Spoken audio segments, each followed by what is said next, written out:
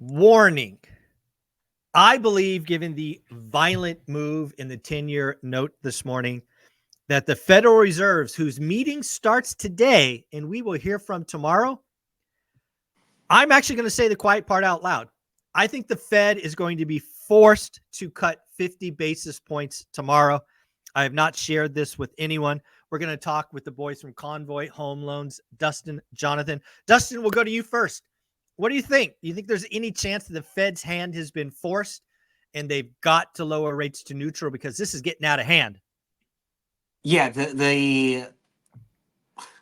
I don't think it's any surprise. At least I didn't think it was going to be a surprise if Trump was elected, that we would see the Treasury market skyrocket because everything else is skyrocketing, from the indices to Bitcoin hitting all-time high. If you're in that field, and like you said, I'll take it back a sec. Fed meetings we normally hear on Wednesday. Wednesday. Yeah. They're not releasing it till Thursday for obvious reasons, and being forced to move 50 might be the play that they have to go. Everybody's building in or had built in at least a 25, right? But if 50 happens, that'll be a shock. That'll be something that the market and the average consumer was not expecting. But I'm in the position with you, not whole all in, that the 50 basis point cut would happen. The chances are still unlikely, in my opinion. Yeah. But they're not forced zero. To do it, they're not zero. 100%. Yeah. So Jonathan, Dustin and I were talking off camera while you joined, and I think it's my belief of what the Fed is trying to do is they're trying to get the federal funds rate back to neutral. They're trying to get it back to neutral to help, parts of the economy that are very levered to debt, housing being one of the largest ones, autos, small and medium-sized businesses who borrow. And obviously we all know before today, the mortgage market was up almost 100 basis points since the rate cut of 50. I don't know what it'll be at the end of the day. If we get significant movement in the 10-year and we get banks fattening the margin, which I think is possible, we could have rates up 125 basis points by the end of the day. And in my opinion, that might force the Fed to whack 50 to try to get this thing closer to neutral. Jonathan, what do you think of all that? Yeah, I mean, isn't it crazy that we're talking about the Fed's actually doing a reaction to kind of what's going on? Like they're like Dustin and I were talking before, having a meeting right after the election, right? Yeah. Despite whatever happens, we're talking about a Federal Reserve reaction to the the markets going up.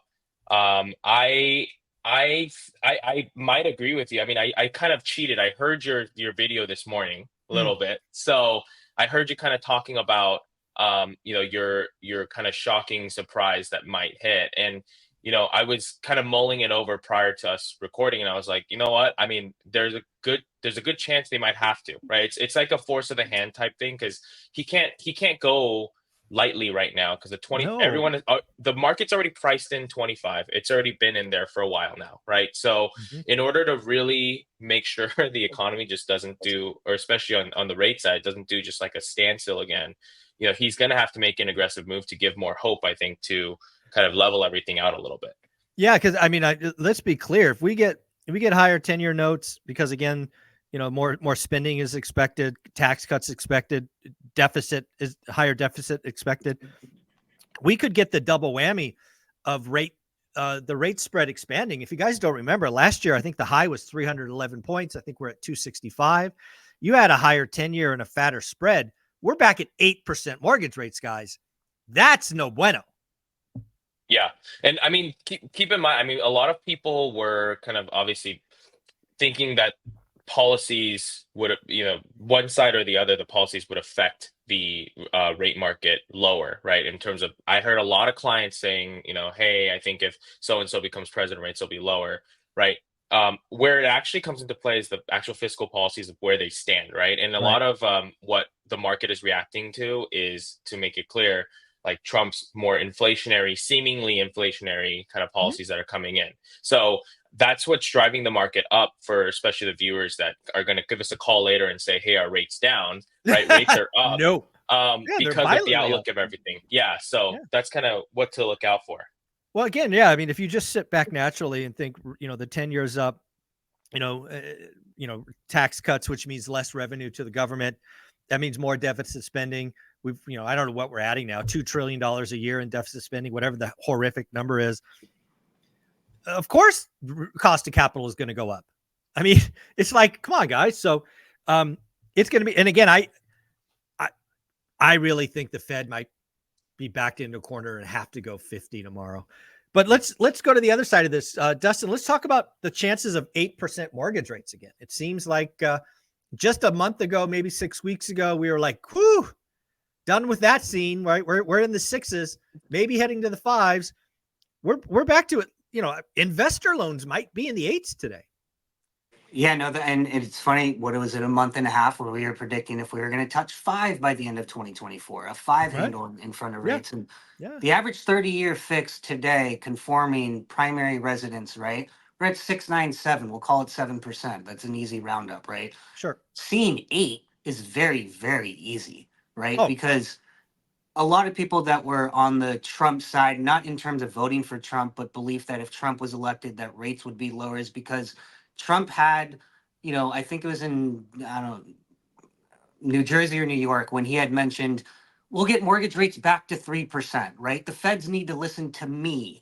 The feds need to follow and be reactionary to me. Well, we know that the feds operate independently of who's in the White House, and the White House is going to operate independently. But what the consumer needs to realize is that mortgage rates also operate independently of both the president and the feds. Perfect example, feds cut rates 50 basis points, mortgage rates are up 100 basis points since then. And what's important that you touched on and that we had built in already was the uncertainty spread premium that we're seeing right now is still there, and it's going to be there after the feds release their minutes and comments tomorrow. And I firmly believe, after what John and I had a conversation yesterday with one of our funds that we sell to, it'll also be there until we see if this red wave truly or red sweep happens, because the ability for Trump to enact his housing problem policies is going to be a lot easier to enact if it's a red sweep versus if somehow the blue can. And I haven't checked. I haven't checked this morning. The Senate's confirmed, and I guess we're waiting on the House. Yeah, that's going to be a week or two anyways. So it's we got some uncertainty for a while, and that's what I think is going to be more interesting, because we might see the treasuries go up, but we could see mortgage rates go down at the same time, because now that uncertainty spread is gone. Yeah. Rather than we're probably a week away. I hadn't looked. I hadn't even thought about it. But the uncertainty premium is going to stay until that's resolved one way or the other. But this is going to get really interesting. Again, to see the market's reaction, stock market, Bitcoin, the dollar. I just saw Iran's currencies getting hammered, right? It's just, the market, the world is already changing. The election has been over for, I don't know, 12 hours, 8 hours, whatever it's been. You're already seeing some of the ramifications. Jonathan? 100%. Yeah, and I think it'll continue, like Dustin said, for a while. We've been telling clients, like, despite what the market is doing, right? If your time horizon is longer than 30 days in terms of buying, right, or refinancing, right, get in process and then just sit and let's see, right? If depending on the risk tolerance, right? Let's see what happens. We have options. We can lock and float one, right? Lock a lender, float a lender. So we can run 2 paths at once, and you get the best of both worlds, which is what I've been telling a lot of clients lately. That's the benefit of us, right? We have a lot of different options, whether it's DSCR or full doc, right? So we've been telling clients, let's wait and see, but you don't have to necessarily sit on the sideline to wait and see, because if you sit on the sideline to wait and see, the moment you jump back in, it's already too late. Right. So like people that started like last month, right, when rates were basically at the floor that we've seen it, right, the reaction up happened, really quickly. And by the time the news was talking about it, we were already like 3/4 of the way through the low rate market. So people that jumped in at the end are now the people that are facing kind of the uptick of everything going sideways. So what I'm telling clients, and what we're telling clients, is, hey, like, the numbers, as long as they work, right, where they are, we have the options to be able to lock and float, so we can run 2 options at the same time. So you don't necessarily have to wait on the sideline to be a reactionary client. You can be proactive, get in front of everything, and then you have the best of both worlds. If rates get worse, glad we locked. If we get better, then glad we have another option. That's why you guys are on the channel, because let's be clear. What does all that mean? It means you do extra work to protect the buyers. They're going to end up with the best result because you guys are willing to essentially double your workload, which is very cool and awesome. When I step back and look at the housing market for the next 12 weeks, a couple of things are crystal clear. One, we are in a buyer's market, and the buyer's market is only becoming more of a buyer's market with every passing day. Higher rates are wringing out first-time home buyers. They're wringing out move-up buyers. Any hope of a move-up buyer returning, dead, buried, gone, just not happening. So, if you're somebody that watches this channel, you're kind of smiling sheepishly because we're writing offers that make sense with today's rate. We're getting discounts. We're getting credits. We're getting repairs. We're doing everything at our disposal to get our best deal. That said, I am, a human being who knows that first-time home buyers smashed.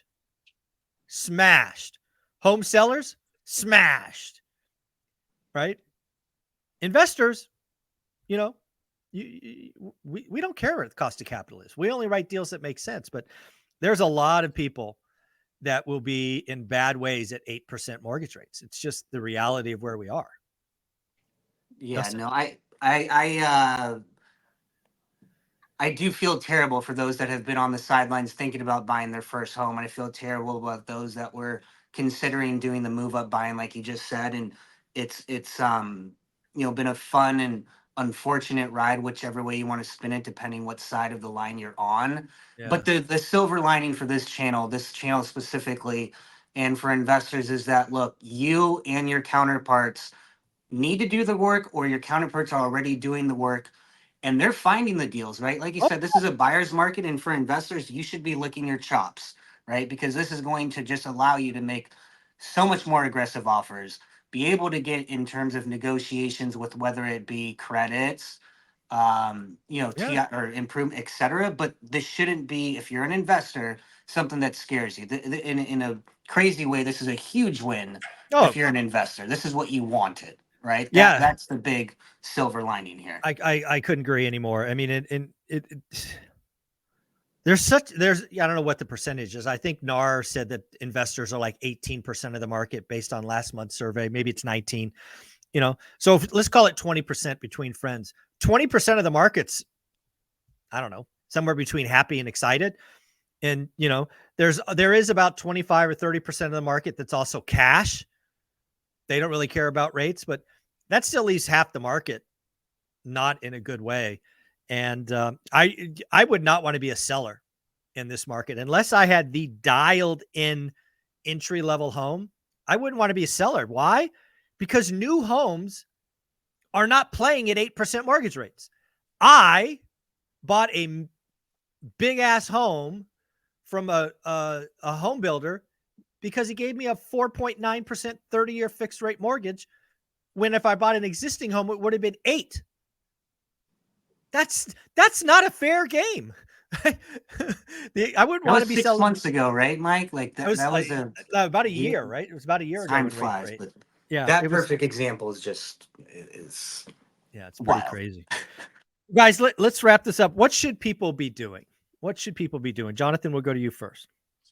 Well, it's like we've been telling our clients and listeners for months and years, right? Do the work and write the aggressive offers, write good deals, right? Just remember that no matter what the rates are, and this is something that we'll bring back from, a while back we talked about, is it's always better than paying someone else 50% of the deal to get the deal done, right? It's just the cost of capital. So if you're underwriting conservatively, it's always going to be better to write conservatively. So what I mean by that is, like, if the rates, let's say, are averaging around 7 right now, underwrite it at 7.5, right? If it works at 7.5 and you do the work and you kind of make everything work at 7.5, it'll work even better and you'll be pleasantly surprised. So that's kind of how we're telling clients right now, coaching them through the process of vetting deals, is just be conservative with it, underwrite it on a higher rate. It's not going to kill you, but if it works better there, then it's going to work even better when you actually get the loan terms in. So yeah.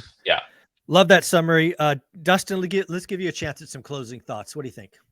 I'm just going to re-harp on what John already said, which is, look, if you're on the sidelines and you're debating on whether you want to wait to lock or submit your loan, get them submitted to us ASAP.